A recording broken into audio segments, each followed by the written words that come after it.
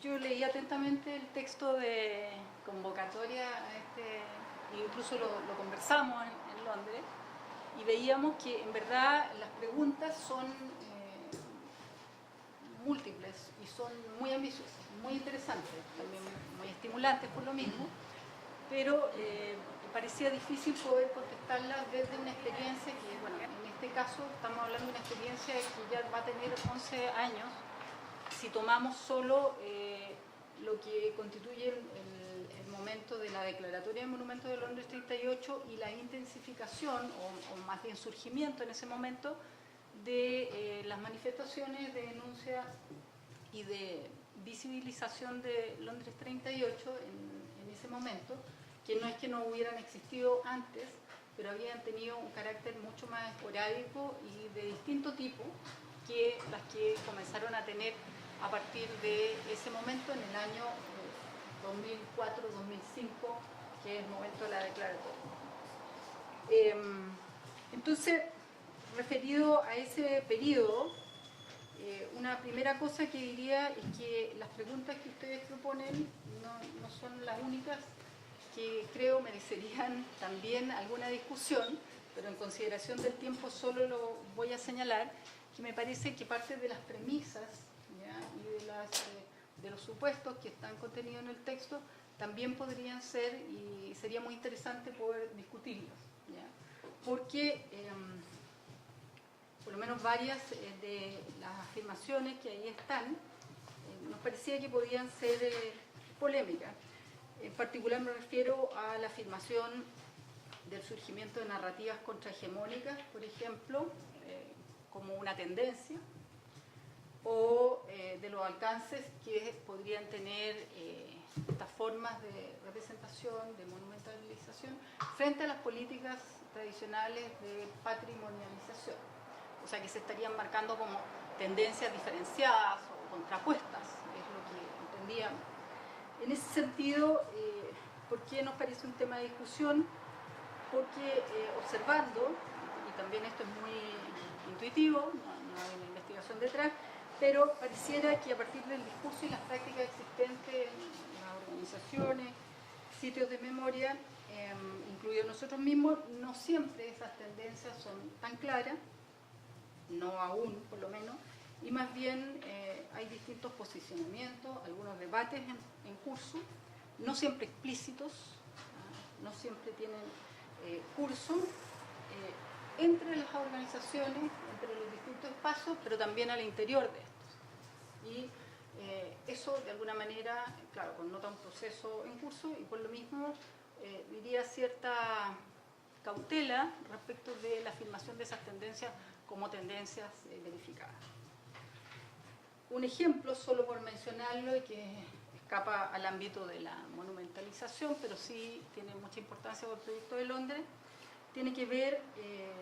o sea, un ejemplo de ese carácter tentativo, tiene que ver con el no debate o la ausencia de debate que se produjo en torno a lo que fue la difusión de los archivos de la colonia Dignidad, producto de una campaña que Londres convocó y que con muchas otras organizaciones y personas ha venido impulsando desde hace más de un año. Campaña que busca, como se sabe, o para los que no saben, busca la desclasificación y apertura de archivos que han sido construidos, desarrollados por el Estado, pero que se mantienen en secreto. El objetivo de esa campaña era justamente hacer públicos, era el objetivo del compromiso de hacer públicos los documentos que fueran identificados y que pudieran ponerse a disposición. Pero en el momento en que parte de esa documentación llegó a manos de 3 sitios de memoria, no hubo consenso respecto de esa decisión previa. Y Londres hizo públicos la parte de archivo a la que inicialmente tuvo acceso. Y los otros sitios los mantuvieron confidenciales, manteniendo la política que había mantenido previamente un ministro investigador de la Corte Suprema durante 9 años. Y eso provocó, como digo, una suerte de no debate, porque no tuvo suficiente curso a pesar de que hubo intercambios y de que hubo una convocatoria explícita de Londres a hacer esa difusión. Bueno, criterio, porque el criterio era de las otras organizaciones de mantener la confidencialidad y supeditar el acceso a esos archivos a la autorización de los familiares y las víctimas involucradas, cosa que implicaba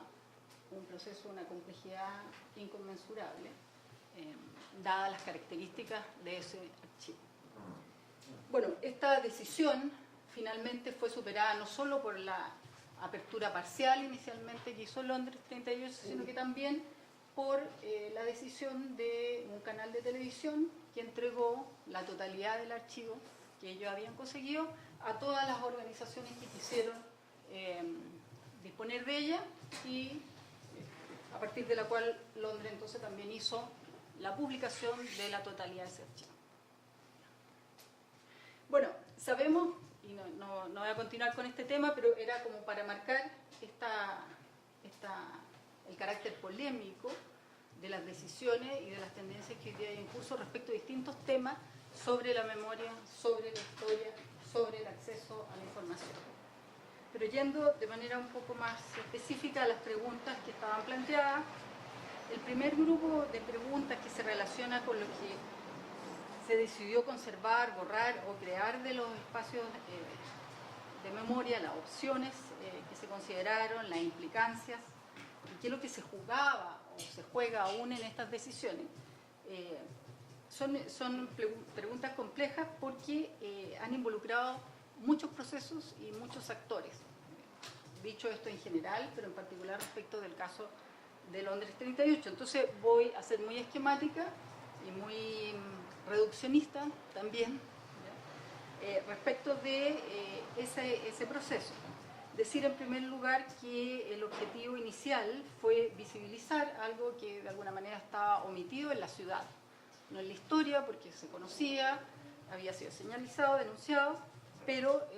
estaba oculto. En Londres 38, como se sabe, incluso había sido cambiado el número que identificaba el lugar. Pero junto con eso surgieron otras aspiraciones y un objetivo más complejo que se vinculaba con la idea de estimular procesos colectivos e individuales de memoria. En segundo lugar, respecto del tema de las opciones, en el momento en que se configuran por lo menos dos organizaciones inicialmente, que luego terminan siendo tres y luego terminan siendo dos nuevamente, bueno, procesos que ustedes conocen, en ese proceso de discusión, que fue largo, fueron años, y que continúa ahora de otra manera en el marco más institucional de la organización que es Londres 38, yo diría que las opciones, para decirlo también muy esquemáticamente, de manera tal vez reduccionista, pero podríamos decir que habían como tres grandes opciones respecto del carácter que debía tener el espacio. Uno que era más un espacio de carácter museal, más o menos tradicional, que buscaba cierta literalidad en la representación de la historia, de la memoria. Otra que de alguna manera ponía el énfasis en el uso del espacio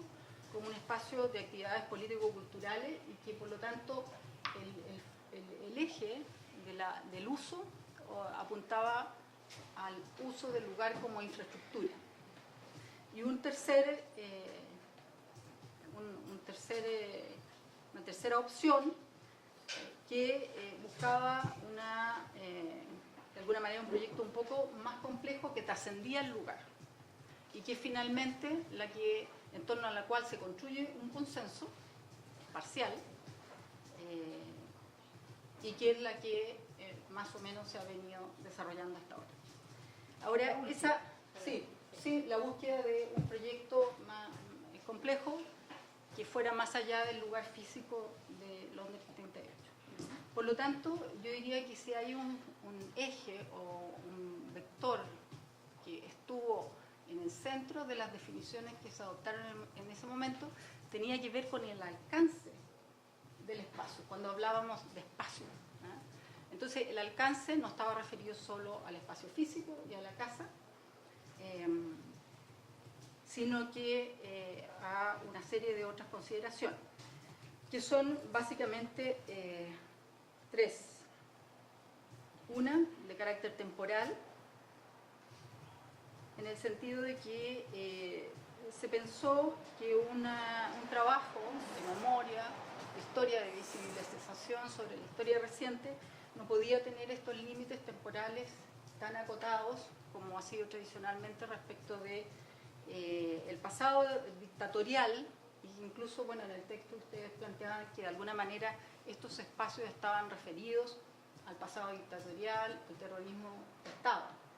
Bueno, como opción Londres 38 define inicialmente no hacer eso, o sea, no circunscribirse a ese pasado, sino que ampliar el horizonte temporal hacia atrás y también hasta el presente. Eso tenía que ver con un cuestionamiento a la noción, a la idea del nunca más, como una promesa y como un compromiso incumplido, y es lo que de alguna manera está contenido en un primer documento que tiene una denominación muy pomposa, que Carolina se acordará de la discusión con ese documento porque estuvo presente, que es el marco ético, histórico y político. Y la discusión fue porque se pensaba en una mesa multipartita que se constituyó con el Estado para trabajar un proyecto, que un espacio de este tipo debía tener un marco ético. Un poco la posición de las organizaciones más bien fue que ese marco no podía ser solo ético, que tenía que ser histórico y que tenía que ser político. Entonces quedó finalmente, como digo, con este título, pero que justamente da cuenta de esta ampliación del horizonte temporal, ¿ya? Y también del espacio. Y ahí, respecto del territorio, y mostrar solamente algunas imágenes, a pesar de que la apertura de la casa ha significado más de 16.000 visitas cada año, lo que es mucho considerando la precariedad del espacio, la ausencia de recursos. Visitas 16.000 personas al año, sí, visitantes. A pesar de eso, y que, bueno, en su mayoría han sido jóvenes que buscan conocer, comprender la historia asociada, y para este tipo de público nosotros hemos buscado crear una relación que no sea la del público de los museos, y hemos generado lo que hemos llamado una visita dialogada, que busca recuperar también aquellas memorias, aquella historia que los visitantes pueden aportar al espacio a través de talleres de distinto tipo, pero un poco en la idea de que todos somos sujetos de memoria, ¿verdad? Pero a pesar de esta convocatoria, que tiene mucho que ver también con la ubicación de la casa, nos parecía que más allá de estos espacios de conversación, de elaboración de memorias que podían darse en el lugar mismo, teníamos que pensar en un espacio más amplio. Así, uno de los primeros objetivos fue la ocupación del espacio inmediato a través de la construcción del memorial en la calle, que era una forma de comenzar a ocupar eso, pero luego también respecto del resto de la ciudad, a través de distintos tipos de expresiones, de exposiciones. Estas son exposiciones en torno a las movilizaciones estudiantiles o en torno a los montajes comunicacionales, o esta es sobre el caso de José Buenante, que fue una campaña de denuncia respecto de este caso, que es un joven que desapareció en el año 2005 en democracia, y respecto del cual la justicia y el Estado en general ha logrado dar cuenta. ¿Eso fue puesto mientras estaba tomada la Universidad de Chile?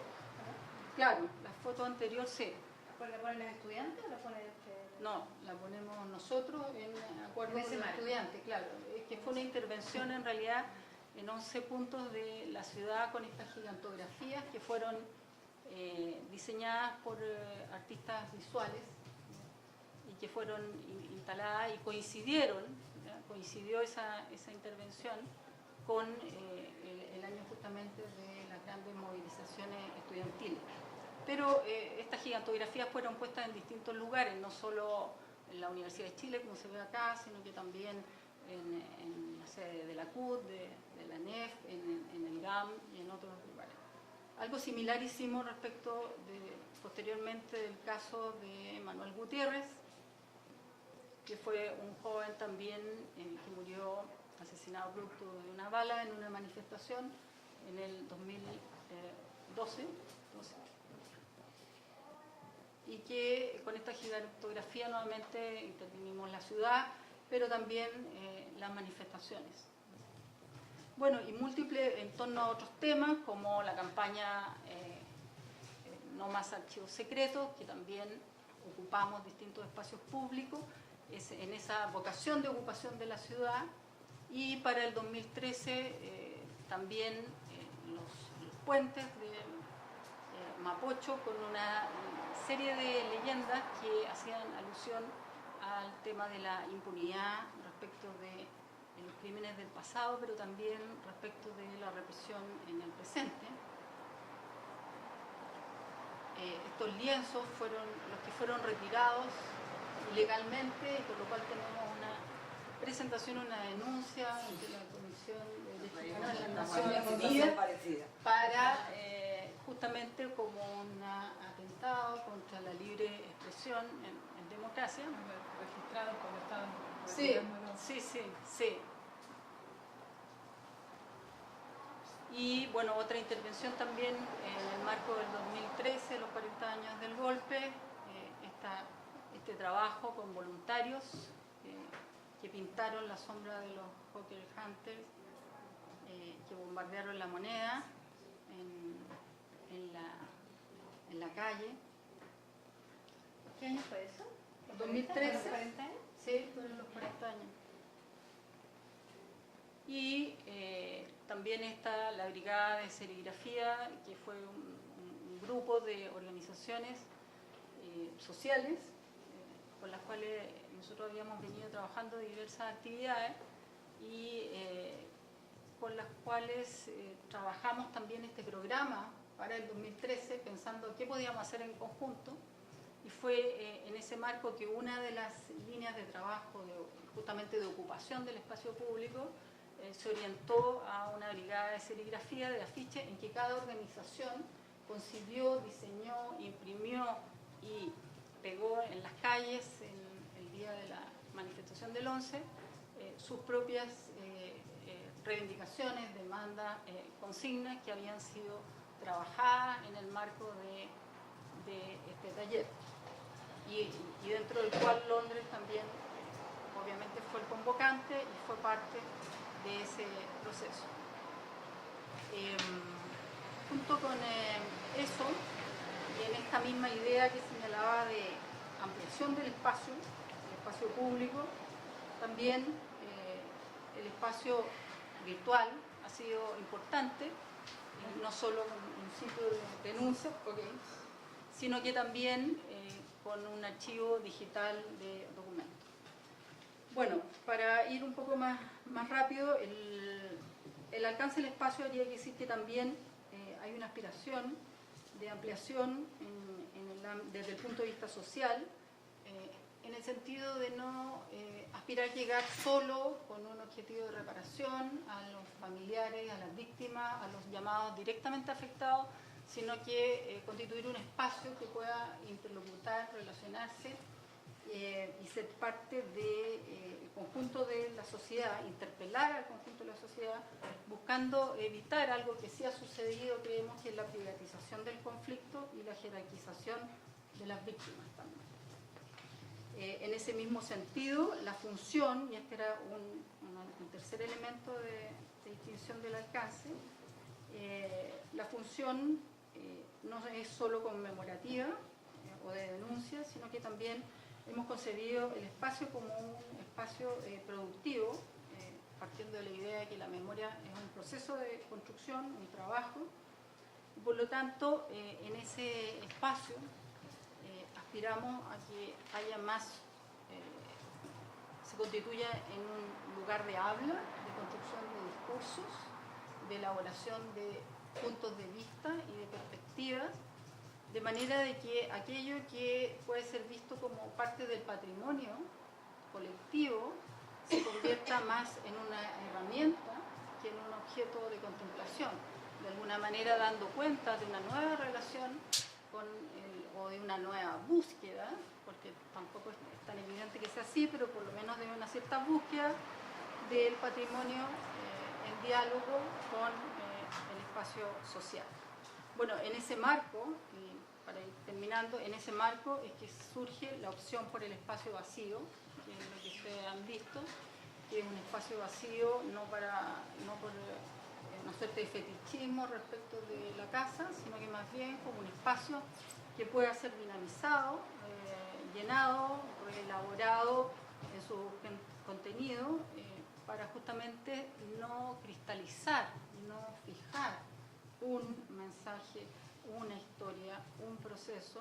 sino que hacerlo con los actores y con todos aquellos otros sujetos que sabemos también portadores, constructores de memoria. Por lo mismo hemos estado lejos y ha sido parte de las definiciones negativas, digamos, de no estetizar el lugar ni el espacio, que las intervenciones puedan ser completamente reversibles, y de alguna manera en ese marco enfrentamos hoy día una nueva etapa de un trabajo de restauración y desarrollo de una suerte de museografía. Y lo último, solo para dejarlo enunciado, porque era bastante más largo, es que sobre la pregunta de la verdad oficial o de la presencia en este proyecto de las verdades oficiales, solo decir un tema, el tema de los derechos humanos. Los derechos humanos han sido el eje del trabajo de los sitios de memoria y de muchas organizaciones de derechos humanos, y han sido concebidos como un trabajo de educación. Un poco lo que nosotros hemos venido trabajando, y como definición partimos diciendo no vamos a hacer educación en derechos humanos, porque de alguna manera pensamos que urge, es necesario en Chile una discusión sobre qué entendemos por derechos humanos y cuál es la relación de los derechos humanos con el orden político, que en definitiva es esa separación que se introdujo en los años 90 entre derechos humanos y orden político, que permitió la mantención del nunca más por una parte, y por otra esta continuidad del régimen o de las grandes líneas del régimen heredado de la dictadura. Y en ese sentido nos parece que tanto las violaciones de los derechos humanos, la relación de ellas con el orden instaurado en dictadura, como el respeto y la vigencia de los derechos humanos en democracia y su relación con el orden político actual, deberían ser temas de discusión en el marco de un pensamiento y de una práctica relacionada con los derechos humanos. Eso sí.